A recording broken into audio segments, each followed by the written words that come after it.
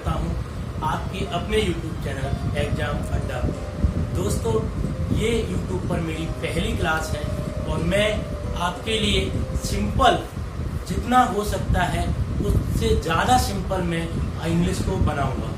जैसा कि आप लोग देख रहे हैं कि आज हमारी क्लास का पहला वीडियो है और उस पर सबसे पहले हम प्रपोजिशन से स्टार्ट करेंगे। प्रपोजिशन क्या होता है और वह एग्जाम में हमें कितने नंबर दिलाएगा उसके बारे में मैं आपको बताऊं तो प्रपोजिशन से हर एक एग्जाम में कम से कम 1 या 2 नंबर के क्वेश्चन बनते हैं। दोस्तों, अगर आप मेरे द्वारा प्रपोजिशन पढ़ोगे तो मैं आपको गारंटी देता हूं कि आपके एग्जाम में एक भी प्रपोजिशन से क्वेश्चन नहीं छूटेगा। ओके, देरी ना करते हुए हम स्टार्ट करते हैं प्रपोजिशन से। क्योंकि आपको दिखाई दे रहा होगा कि प्रपोजिशन 2 शब्दों से मिलकर बना हुआ है, प्री प्लस पोजीशन। प्री का अर्थ होता है पहले और प्लस पोजीशन का अर्थ होता है स्थान। बिल्कुल दोस्तों, प्री मीन्स होता है पहले और पोजीशन मीन्स होता है स्थान। क्योंकि इसको जब अपन सम्मिलित रूप से पढ़ते हैं तो इसका हिंदी अर्थ होता है संबंध सूचक अवयव। मतलब प्रपोजिशन को हम हिंदी में संबंध सूचक अवयव बोलते हैं। प्रपोजिशन होता क्या है? प्रपोजिशन की डेफिनेशन दोस्तों, प्रपोजिशन एक नाउन को, एक एडजेक्टिव को और एक वर्ब को दूसरी नाउन से जुड़ने का कार्य करता है। प्रपोजिशन एक पुल की तरह कार्य करता है।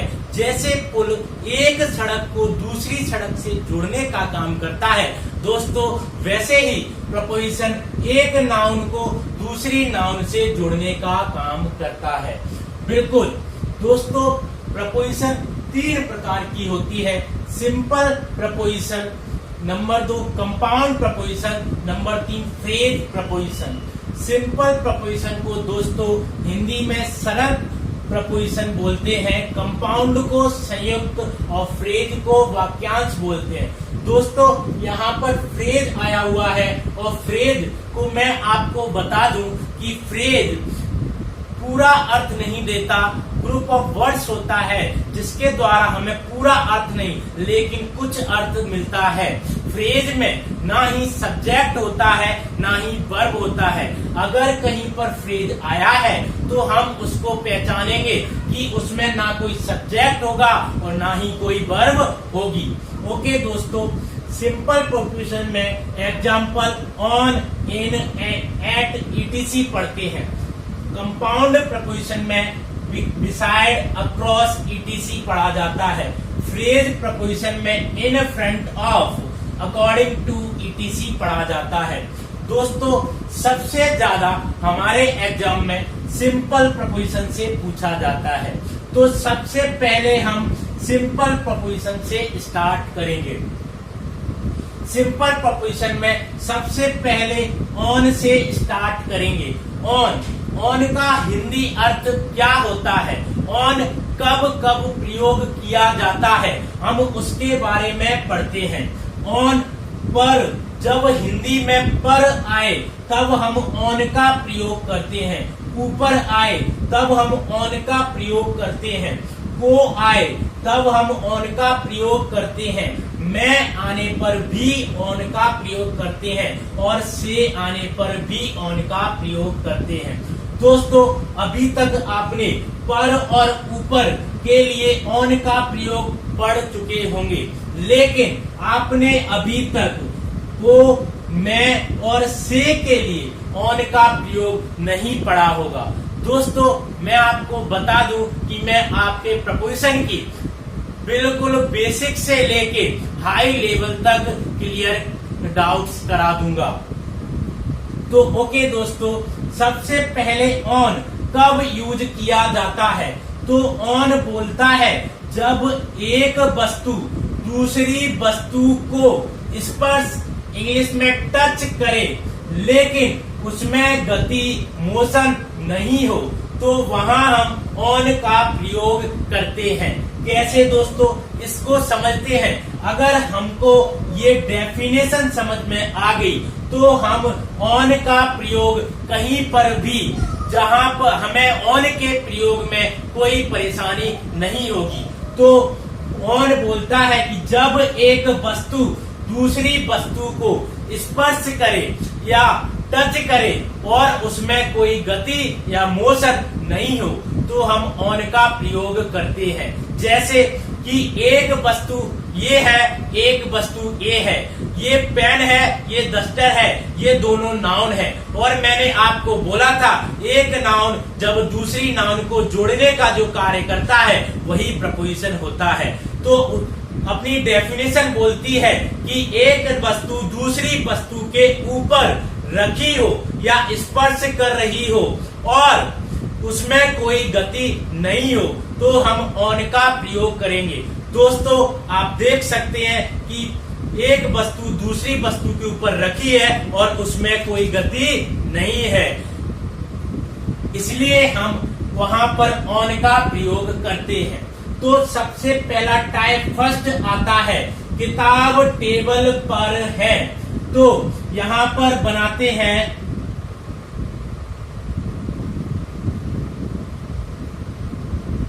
Books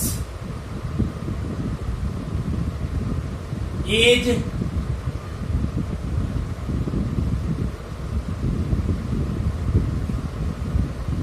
book is on the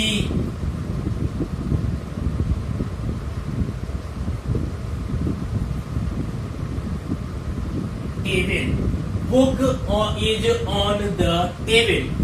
okay दोस्तों, यहाँ पर किताब एक नाउन हो गई, दूसरी नाउन हो गई टेबल और पर हो गया प्रपोजिशन, है के लिए आ गया इज। और आपने पढ़ा था कि प्रपोजिशन एक नाउन को दूसरी नाउन से जोड़ने का कार्य करती है, जैसा कि आप देख रहे हैं।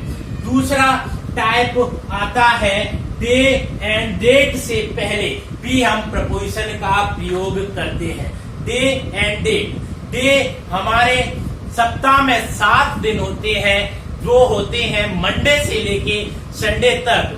जितने भी दिन होते हैं उन सभी के आगे हम ऑन का प्रयोग करते हैं। और ऐसे ही जनवरी से लेके दिसंबर तक हम उनके आगे भी ऑन का प्रयोग करते हैं, लेकिन डेट निश्चित होनी चाहिए। तो वह सोमवार को आएगा, बनाते हैं ही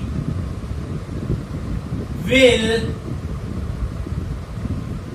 कम ऑन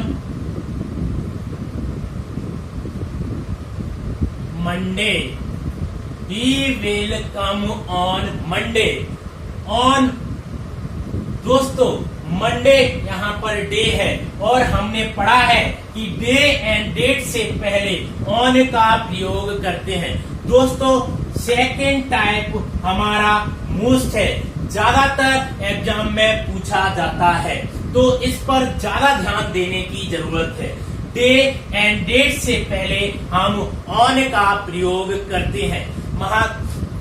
हम बचपन से महात्मा गांधी का निबंध पढ़ते आ रहे हैं और हमने उसमें एक लाइन पढ़ी थी कि Mahatma Gandhi was born on 2 अक्टूबर। बिल्कुल दोस्तों, हमें उसका ये अर्थ नहीं पता था कि वहां पर 2 अक्टूबर आया है इसलिए ऑन आया है, बस हमने उसको रट लिया था। तो आज आपको क्लियर हो गया होगा कि वहां पर ऑन का प्रयोग क्यों हुआ, क्योंकि वहां पर डे या डेट से पहले हम ऑन का प्रयोग करते हैं। तीसरा टाइप आता है मैं के अर्थ में। मैं के अर्थ में जब कोई चीज के होने के अर्थ में, कहने का अर्थ यह है कि एक चीज किसी चीज के अंदर हो, वहां पर हम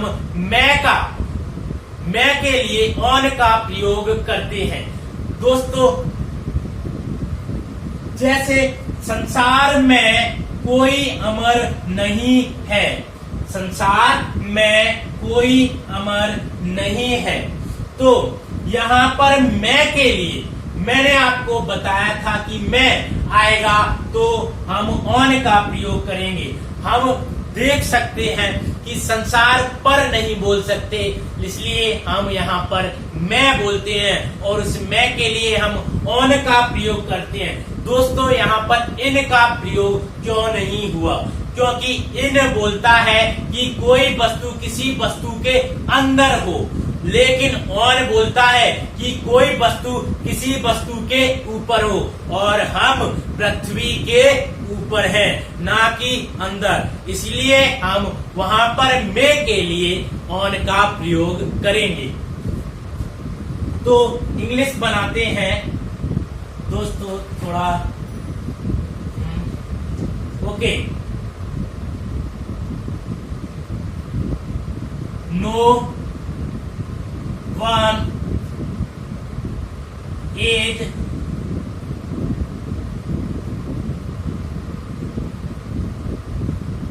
immortal। इमॉर्टल मीन अमर नहीं होता, नश्वर होता है। अगर अमर होता तो मॉर्टल लिखते। On the earth. ओके दोस्तों, इसी प्रकार से हम एक और चीज लिख सकते हैं, जैसे कि मेरे पैर में बड़ा घाव है। अब यहाँ पर पैर में बड़ा घाव है, तो जैसे मैं पैर को बोलूं तो पैर के ऊपर घाव होता है, ना कि अंदर। तो वहां पर मैं के लिए हम ऑन का प्रयोग करेंगे। मेरे हाथ में 5 उंगलियां हैं, मैं आया है, और मैं के लिए हम इन का प्रयोग नहीं करेंगे, बल्कि ऑन का प्रयोग करेंगे। माय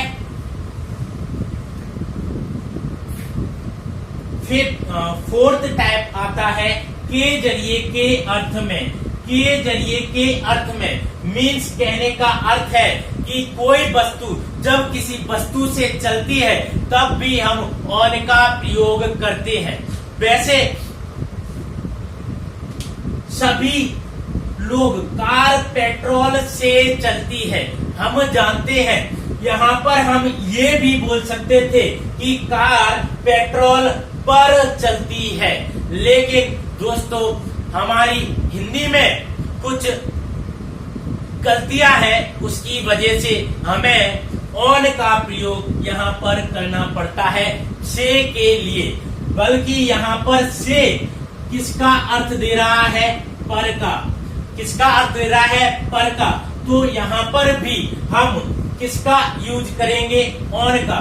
तो कार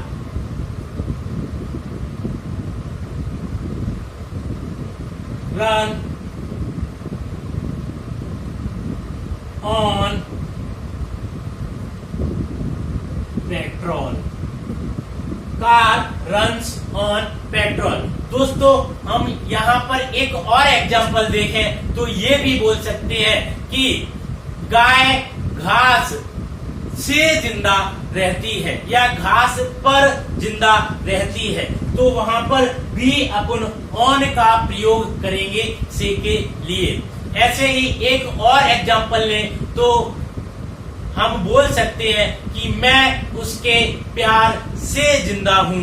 यहाँ पर हम से के लिए पर का प्रयोग भी कर सकते हैं, पर जिंदा हूं, लेकिन हम अपनी भाषा में से का ज्यादा यूज करते हैं, इसलिए उस से के लिए हम ऑन का प्रयोग करेंगे। क्यों करेंगे? क्योंकि एक वस्तु दूसरी वस्तु के जरिए जीवित हो या चले तो वहां पर हम ऑन का प्रयोग करते हैं। तो यहाँ पर हम से के लिए ऑन का प्रयोग करेंगे। दोस्तों ये मेरा पहला वीडियो आपको कैसा लगा? अच्छा लगा हो तो सब्सक्राइब और लाइक करें। आज हम इतना ही पढ़ेंगे, इसके साथ ही समाप्त करेंगे।